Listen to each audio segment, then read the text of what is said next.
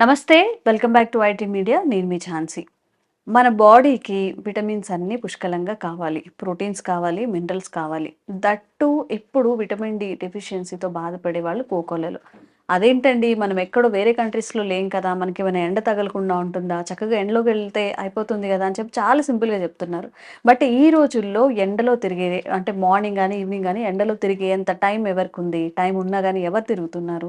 కేవలం vitamin D deficiency మనం ఎండలో తిరగకపోవడం వల్లనే వస్తుందా? ఇంకెలాంటి మనం చేసే దినచర్య గానివ్వండి, అంటే మన లైఫ్ స్టైల్, ఫుడ్ ఎలా ఉంటే మనం ఈ డెఫిషియన్సీల బారిన పడకుండా ఉంటామో ఈ టాపిక్ తెలుసుకుందాం. ప్రస్తుతం మనం ట్రెడిషనల్ హీలర్ ఇంకా హెర్బలిస్ట్ ఆంజనేయరాజు గారి దగ్గర ఉన్నాము. నమస్తే అండి. నమస్కారం అమ్మా. బాగున్నారా సార్? బాగున్నానండి. సార్ విటమిన్ డి డెఫిషియన్సీ అనేది ఈవెన్ మా ఆఫీస్‌లో గూడా చాలామంది చెప్తున్నారిప్పుడు. అవునండి. అంటే ఆహ్, సప్లిమెంట్స్ తీసుకుంటున్నామని హ్మ్. గానివ్వండి, హ్మ్. ఫుడ్ మార్చమని చెప్పారు అని జెప్పి. హ్మ్. ఏంటి సార్ అంటే విటమిన్ డికి ఉన్న ప్రాధాన్యత ఏంటి? మన శరీరానికి ఎందుకు అవసరం విటమిన్ డి? అంటే డి ఒకటే కదమ్మా, హ్మ్. B12, D. బి12 ఈ యెస్. 2 యెస్ కూడా సార్. బి12 అందరిలో కూడా. హ్మ్. అవునమ్మా. అందరిలోని ఆల్మోస్ట్ తక్కువే ఉంటున్నాయమ్మా. హ్మ్. విటమిన్ డి3, బి12 అనేది చాలా ఇంపార్టెంట్ అమ్మా. హ్మ్. ఈ 2 డెఫిషియన్సీ రావడం వల్ల ఏంటంటే రొమటాయిడ్ ఆర్థరైటిస్ లాంటి కీళ్ళ నొప్పులు, హ్మ్. మజిల్ పెయిన్స్, నెర్వస్ ప్రాబ్లమ్స్ హ్మ్. ఇయన్నీ రావడానికి కారణం, అనేక ప్రాబ్లమ్స్ రావడానికి కారణం విటమిన్ డి3 డెఫిషియన్సీ అమ్మా. హ్మ్. ఇది డెఫిషియన్సీ అనేది అందరిలోనే ఉంటుంది ఆల్మోస్ట్. హ్మ్. అలాగే మీరన్నారు, ఏది ఎండలో తిరిగితే తగ్గిపోతుందని. హ్మ్. ఎండలో తిరిగితే తగ్గిపోతుందంటే ఎన్నాళ్ళు తిరగాలమ్మా అది? హ్మ్. ఒక సంవత్సరం, 2 ఏళ్ళు. హ్మ్. అంతే తప్ప నెల, 15 రోజులు, 20 రోజులు ఉంటే గనక డి3 ఏమి రీఫిల్ అయిపోదండి. హ్మ్. కష్టం. హ్మ్. మీరు తిరగమని చెప్తున్నారు. ఒక అమ్మాయిగా నేను హ్మ్. మిమ్మల్ని ఒక ప్రశ్న ఏస్తాను. హ్మ్. మీరు రోడ్డు మీద చూడండి, అమ్మాయిలు మోటార్ సైకిల్ తోలుతా ఉంటారు. హ్మ్. స్కూటర్ మీద ఆఫీస్‌కెళ్తా ఉంటారు. హ్మ్. కళ్ళు తప్ప ఆ హ్మ్. కంటికి కూడా కళ్ళజోడు పెడుతున్నారు. హ్మ్. బాడీ ఎక్కడ ఎక్స్‌పోజ్ అవ్వనట్ల హ్మ్. సన్‌కి. హ్మ్. ఎందుకంటే నల్లబడిపోతుంది. హ్మ్. ఇక్కడి నుంచి గ్లౌజులు, ఇక్కడి నుంచి పైన డ్రెస్సు, హ్మ్. మొహానికి ఒక కర్చీఫు, హ్మ్. కళ్ళజోడు. హ్మ్. ఒక 1 ఇంచ్ కూడా ఎక్కడ ఎక్స్‌పోజ్ అవ్వకుండా ఎళ్తున్నారమ్మ. హ్మ్. దానివల్ల కూడా మరి డి3 ప్రాబ్లమ్ అనేది వస్తుంది కదా! ఓకే. అంటే సూర్యరశ్మి అనేది బాడీ మీద పడకపోవటం వల్ల హ్మ్. డి3 ఒకటే కాదమ్మా, హ్మ్. అనేక వ్యాధులు రావటానికి ఆస్కారం ఉంది. అవకాశం ఉంటుంది. సూర్యశక్తి, సూర్యరశ్మి అనేదాన్నే సూర్యశక్తి అంటాం మనం. హ్మ్. ఆ సూర్యశక్తి అనేది మన బాడీ అబ్జర్వ్ చేసుకోవాలమ్మ. హ్మ్. చేసుకోవాలంటే తెల్లవారుజామున లేగటం ఒకటి, హ్మ్. నీలి కిరణాల్లో కూర్చోవడం, హ్మ్. ఈవినింగ్ మళ్ళీ కూర్చోవడం. హ్మ్. అంటే ఆరెంజ్ కలర్‌లో వచ్చి కిరణాల్లో కూర్చుంటేనే ఎక్కువ అబ్జర్వ్ చేసుకుంటున్నాము. హ్మ్. ఇప్పుడేమో 9 దాటాక కూర్చోండి అని చెప్తున్నారు. హ్మ్. మరి ఈ శాస్త్రంలో ఇలా ఉంది, ఆ శాస్త్రంలో అలా ఉంది. హ్మ్. ఏంటనేది మళ్ళీ ప్రజలకి కన్‌ఫ్యూజన్. కన్‌ఫ్యూజన్. ఎవరు ఏం చెప్తున్నారు? అంచేదేంటంటే పురాతనమైన శాస్త్రం కాబట్టి యోగులు, ఋషులు చెప్పారు కాబట్టి అది ఫాలో అయితే మంచిదని నేను చెప్పాననుకోండి. హ్మ్. మీరు ఆయుర్వేదం వాళ్ళు కాబట్టి అలాగే చెప్తారని అనొచ్చు. హ్మ్. అది మనం యాక్చువల్‌గా దాంట్లో కూర్చోవడం వల్ల ఫిలప్ అయ్యేది చాలా సంవత్సరాలు, హ్మ్. నెలలో సంవత్సరాలు పట్టేస్తుంది. హ్మ్. బెస్ట్ మనం సప్లిమెంట్ తీసుకోవటమే ఒక విధంగా చెప్పాలంటే. హ్మ్. సార్ డి డెఫిషియన్సీ అంటేనే ఇప్పుడు ఎండలో మనం తిరగకపోవడం వల్ల డి డెఫిషియన్సీ వస్తుందా? డి కాదమ్మా, విటమిన్ అదే డెఫిషియన్సీ? చెప్తున్నానమ్మా. హ్మ్.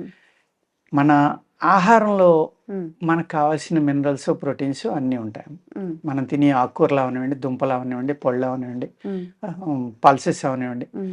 లేకపోతే రైస్‌లో ఉన్న వెరైటీస్ అవనివ్వండి, ఇయన్నట్లో. హ్మ్. ఎందుకు ఇంతమందికి మీ ఆఫీస్‌లోనే ఎంతోమంది ఉన్నారంటున్నారు. అవును. ఆల్మోస్ట్ మోర్ దెన్ 90% పైన హ్మ్. సప్లిమెంట్లు తింటున్నారు. అవును. ఈ అవస్థ ఎందుకు వచ్చింది అంటే, ఇప్పుడు మనం తినే ఆహారంలో ఏమీ లేవు కాబట్టమ్మ. హ్మ్. ప్రోటీన్స్ అనేవి గాని ఏవి ఏమీ మనకు లేవు. ఊరికే దొరకట్లేదు. ఏదో మనం ఉన్నాయని భ్రమపడుతున్నాం. హ్మ్. ఎందుకు లేవు అంటే, భూమిని మనం పూర్తిగా పాడు చేసేసాం. హ్మ్. సాయిల్ అనేదాన్ని హ్మ్. భయంకరమైన టాక్సిన్స్ వాడేసి, హ్మ్. పురుగు మందులు అవనివ్వండి, ఎరువులు గాని, హ్మ్. ఈ అన్నాటిల రూపాల్లో మనం దారుణంగా వాడేయటం వల్ల, హ్మ్. అలాగే 10, 15 బస్తాలు పండే పంటని 40, 50 బస్తాల్లోకి తీసుకుపోవడం వల్ల, హ్మ్. ప్రొడక్షన్ పెంచేయటం వల్ల రకరకాలుగా వాడేసి, హ్మ్. ఆ భూమిలో సారం అనేది పూర్తిగా లాగేసాం. హ్మ్. లాగేయటం వల్ల ఇవాళ భూమి అనేది నిర్వీర్యం అయిపోయింది. హ్మ్. అయిపోవడం వల్ల ఏమవుతుందంటే, మనం తిన్న దాంట్లో ఇప్పుడు భూమి ఇలా అయ్యిందనేది ఒక న్యూట్రిషన్‌కి గాని, ఒక డైటీషియన్‌కి గాని తెలీదమ్మా. హ్మ్. ఫార్మర్‌కి తెలుస్తుంది. హ్మ్. అందుకేమవుతుందంటే, వాళ్ళ శాస్త్రం, వాళ్ళు చదువుకున్న ప్రకారం బీట్రూట్ తినండి డి3 వస్తుంది. హ్మ్. పాలకూర తినండి డి3 వస్తుంది. లేపోతే ఆవు నెయ్యిలో డి3 ఉంటుంది. నేను కూడా చెప్తాను. హ్మ్. కానీ అయన్నీ వర్కౌట్ అయ్యేవి కాదమ్మా. హ్మ్. అలా వర్కౌట్ అవ్వాలంటే మీరు హ్మ్. ఆర్గానిక్, హ్మ్. స్వచ్ఛమైన ఆర్గానిక్ దొరికితే హ్మ్. ఆ ఆర్గానిక్ ఆహారం తిన్న ఆవు పాలలోంచి ఆ పెరుగులోంచి వచ్చిన నెయ్యి తింటే D3 డెఫిషియన్సీ తగ్గుతుందమ్మా. ఓకే. ఆ విధంగా పండించిన బీట్రూట్ డైలీ తినండి, డెఫినెట్గా మీకు ఉపయోగపడుతుంది.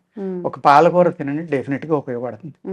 అదేవిధంగా ఈ బెర్రీస్ ఉంటాయి కదా, రకరకాల బెర్రీస్, అవి తినండి. ఆల్బకరా ఫ్రూట్ వస్తుంది, వర్షం పడితే ఎర్రగా ఉంటుంది, బాగా పుల్లగా ఉంటుంది, తీగగా కూడా ఉంటుంది తయారైతే. టొమాటో లాగా అటువంటివి తినండి. టమోటా బాగానే జ్ఞాపకం చేశారు మీరు. టమోటా తినండి, న్యాచురల్గా పండింది, హైబ్రిడ్ కాకుండా దేశీ సీడ్స్ ఉంటాయి అసలు కదా. ఎక్కడ కనిపిస్తున్నాయి సార్ అన్ని మరి హైబ్రిడ్ అదేమ్మా, హైబ్రిడ్. అదేమ్మా, ఎప్పుడో చిన్నప్పుడు చూసాం అనిపిస్తుంది. టొమాటోలు కూడా మన ఇంట్లో కాసినవో లేకపోతే అప్పుడెప్పుడో, ఇప్పుడు అదేమ్మా, అన్ని అవి హైబ్రిడ్. పుల్లగా ఉండి పుల్లంకాయ అనేవారు దాన్ని.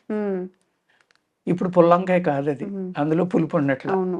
ఇంకొక విషయం ఏంటంటేనమ్మా, ఈ హైబ్రిడ్ అనేది ఏం చేస్తుందంటే భూమిలో ఉన్న సారాన్ని పూర్తిగా తీసుకుని దాని యొక్క గ్రోత్ ని ఫ్రూట్స్ కానీ సీడ్ కానీ డెవలప్ చేసుకుంటున్నాము. అది చనిపోతే రూట్ తోటి సహా చనిపోవాలి. కానీ మన దేశీ విత్తనం కానీ, మన న్యాచురల్గా పెరిగే పొలం పక్కన, గట్లు పక్కన, రోడ్డు పక్కన పెరిగే గడ్డి కానీ, ఇంకోటి కానీ, ఇవన్నీ కూడా మళ్ళీ ఎవరైనా విత్తనం వేస్తున్నారమ్మా. ఎందుకు పండి మళ్ళీ వచ్చేస్తున్నాయి వర్షం పడగానే. అవే వస్తూ ఉంటాయి. ఎలా వస్తున్నాయి? అవి ఏం చేస్తాయంటే దాని వయసు అయిపోయాక అది చనిపోయే ముందర ఈ ప్లాంట్లో ఉన్న స్ట్రెంగ్త్ అంతా రూట్కి ఇచ్చేసి రూట్లో ప్రిజర్వ్ చేసుకుని పై ప్లాంట్ని చంపేస్తున్నాయి. మళ్ళీ వాటర్ పడిన తర్వాత, భూమి మెత్తపడిన తర్వాత మళ్ళీ రూట్లో ఉన్నది పెంచి బయటకు వస్తుంది. ఆ మెకానిజం అనేది హైబ్రిడ్లో లేదు. అప్పుడు ఏమవుతుంది, ఆ భూముల్ని పూర్తిగా పాడు చేసాం కాబట్టి అది ఇచ్చే ఫలితంలో కూడా, ఆ పంటలో కూడా, ఆ ఫ్రూట్లో కానీ, ఆ సీడ్లో కానీ, ఆ కూరగాయలో కానీ ఏమీ లేవమ్మా. లేవు కాబట్టి వాళ్ళందరికీ కూడా డెఫిషియన్సీ వస్తారు. అందుకు మళ్ళీ మనం భూమిని కాపాడుకోవడం, లేకపోతే న్యాచురల్గా పండించుకోవడం చేస్తే కనుక ఈ డెఫిషియన్సీలు అనేది ముందు తరాలకి ఎట్టి పరిస్థితుల్లో రాకుండా మనం కాపాడుకోవచ్చమ్మా. B12 ఉంది, ఏమీ లేదు, తౌడు, బియ్యం పైన తౌడు అంటాం కదా. వడ్ల మీద పొట్టు అనేది ఓక అంటాం అమ్మ. ఆ ఓక తీసేసాక బ్రౌన్ రైస్ అంటాం కదా. ఆ బ్రౌన్ రైస్ని కూడా మనం వైట్ రైస్గా అవ్వడానికి పాలిష్లు పెడుతున్నాం. ఆ పాలిష్ పెట్టినప్పుడు పోయి తౌడు అనేది ఏదైతే ఉందో దాన్ని కోన్ తౌడు అని కూడా పిలుస్తారు. చాలా మెత్తగా స్మూత్గా ఉంది, ఇలా నలిపితే ఆయిల్ వస్తుంది అందులో. అది కొద్దిగా బెల్లం కలుపుకుని మీరు రోజు ఒక ఉండ తింటే B12 ఉండదమ్మా, వెంటనే కవర్ అయిపోతుంది. మామిడి జీడి, ఇప్పుడు మ్యాంగో సీజన్ వస్తుంది, ఆ టెంక లోపల పండు తిని మనం టెంక పాడేస్తాం. ఆ టెంక ఎండబెట్టుకుని జాగ్రత్తగా దాచుకోండి, దాన్ని బద్దలు కొట్టి అందులో ఉన్న జీడి తీయండి అమ్మ లోపల. దాన్ని ఎండబెట్టి పౌడర్ చేసుకోండి చక్కగా. ఆ పౌడర్ వేడి నీళ్ళలో కలుపుకుని కొద్దిగా అవసరం అయితే పట్టి బెల్లం కలుపుకోండి, పంచదార. లేదంటే ఆ పాలు కలుపుకుని మీరు టీ పెట్టుకుంటారు కదా, టీ పొడితో ఇది కూడా వేసుకోండి, టీలో కలుపుకోండి. లేకపోతే కలుపుకున్నది తాగండి అమ్మ. B12 ఇమీడియట్గా రికవర్ అయిపోవాలి విత్ ఇన్ 1 or 2 monthsలోనే. అంత అద్భుతమైన B12 ఆ తవుల్లోని. అంటే మనం ఈ వైట్ రైస్ తింటాం వల్ల ఏం పడేసేసి మొత్తం పిప్పిని తింటున్నాం. అందుకే వైట్ రైస్ కమ్మ పురుగులు పట్టం. చిచ్చి మాకు వద్దని వదిలేసింది మనం తింటున్నాం. అవును సార్, నేను కూడా ఒకసారి మీరు బ్రౌన్ రైస్ తీసుకుంటే వారంలో పుచ్చిపోతాయి. ముక్క పురుగులన్నీ పట్టేసి. మనం తెలివైన వాళ్ళు, ఆ పురుగు తెలివైందా? పురుగే తెలివైంది. అదమ్మా, మనం తెలివైన వాళ్ళు అనుకుని దేన్ని కోల్పోతున్నామో మీరు ఆలోచించుకోండి.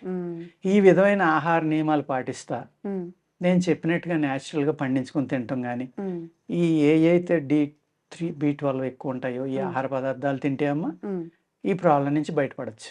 సార్ ఇప్పుడు విటమిన్ D కానీ B12 కానీ డెఫిషియన్సీ ఉంది, మీరు చెప్పినవన్నీ వాళ్ళు చేయలేకపోవచ్చు. జనరల్గా ఏం చెప్తారంటే సప్లిమెంట్స్ తీసుకోవాలి అని చెప్పి. మరి ఈ సప్లిమెంట్స్ తీసుకోవడం మంచిదా? తప్పదు కదా, హెల్త్కి ఏమైనా ఇష్యూస్ అవుతాయా? ఇప్పుడు అలోపతి మీద చాలా టాబ్లెట్స్ మీద, మన దేశంలో తక్కువ కానమ్మా, ఇతర దేశాల్లో అయితే ప్రతి టాబ్లెట్ మీద ఇన్ని సైడ్ ఎఫెక్ట్లు ఉన్నాయని రాస్తారు. అవును, మరి ఎందుకు వేసుకుంటున్నారు మీరు? ఇప్పుడు ఆయుర్వేదం సజెస్ట్ చేస్తుందా అట్లా సప్లిమెంట్స్ తీసుకోవడం? అందరూ నమ్మరు కదా. మన ఆయుర్వేదంలో ఏమైనా ఉన్నాయా అట్లా సప్లిమెంట్స్? ఇప్పుడు ఇవి మన ఆయుర్వేదంలో లేవమ్మా సప్లిమెంట్స్. అంటే నేను చెప్పినయే వాడుకోవాలి, ఆహార అలవాట్లు మార్చుకోవాలి. జీవనశైలి న్యాచురల్గా పండించుకున్న బీట్రూట్, న్యాచురల్గా పండించుకున్న ఏదో బ్లూబెర్రీ అనో, స్ట్రాబెర్రీ అనో, ఇంకో బెర్రీ, రాస్బెర్రీ, బోల్డ్ రకాలు వచ్చినాయి కదా, ఇలాంటివి మనం పండించుకోవాలి. పండించుకోలేకపోతే ఎక్కడైనా మన చుట్టుపక్కల పండితే తెచ్చుకోవాలి.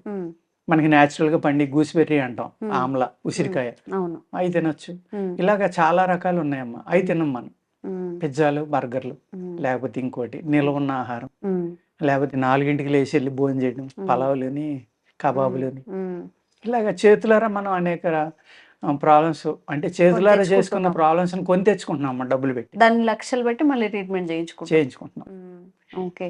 ఆ లక్షలు పెట్టి కనుక మీరు ఎక్కడో మంచి ఆహారం పండించుకుని లేకపోతే పండించేవాడికి సపోర్ట్ చేసో మంచి ఆహారం తెచ్చుకుని మనం తిన్నాం అనుకోండి, మనం అనేక వ్యాధుల నుంచి దూరంగా ఉండొచ్చు, ఆనందంగా ఉండొచ్చు, హ్యాపీగా ఉండొచ్చు. అదండి, డెఫిషియన్సీస్ వచ్చినప్పుడు మనం పరిగెడుతూ ఉంటాం, సప్లిమెంట్స్ తీసుకుంటూ ఉంటాం. ముందు నుంచే జాగ్రత్త. మన ఫుడ్లో అసలు మనం ప్రోటీన్ ఫుడ్ తింటున్నామా లేదా? సార్ అవును. చెప్పినట్టు 4 బిర్యానీస్ అని తింటున్నాం, పిజ్జాలు, బర్గర్లు. హైదరాబాద్లో ఉన్నామంటే ఇంకా బిర్యానీ తప్ప మనకి ఇంకో ఫుడ్డే తెలియదు. ఆకలేసిన బిర్యానీ, ఎప్పుడు టైం పాస్ కాకపోయినా బిర్యానీ ఇలా తింటూ ఉంటాం. ఎండ్ ఆఫ్ ద డే అది మనకి హెల్త్కి చాలా ఎఫెక్ట్ అవుతుంది. కాబట్టి మనం తీసుకునే ఫుడ్ మన శరీరాన్ని ఒక టెంపుల్‌గా భావించి మన లోపలికి ఏం వేస్తున్నాము ఫుడ్ అనేది కాస్త కాన్షియస్‌గా ఉంటే చాలా రోగాలకి మనం చెక్ పెట్టొచ్చు. Thank you sir. చాలా విలువైన సమాచారం ఇచ్చారు.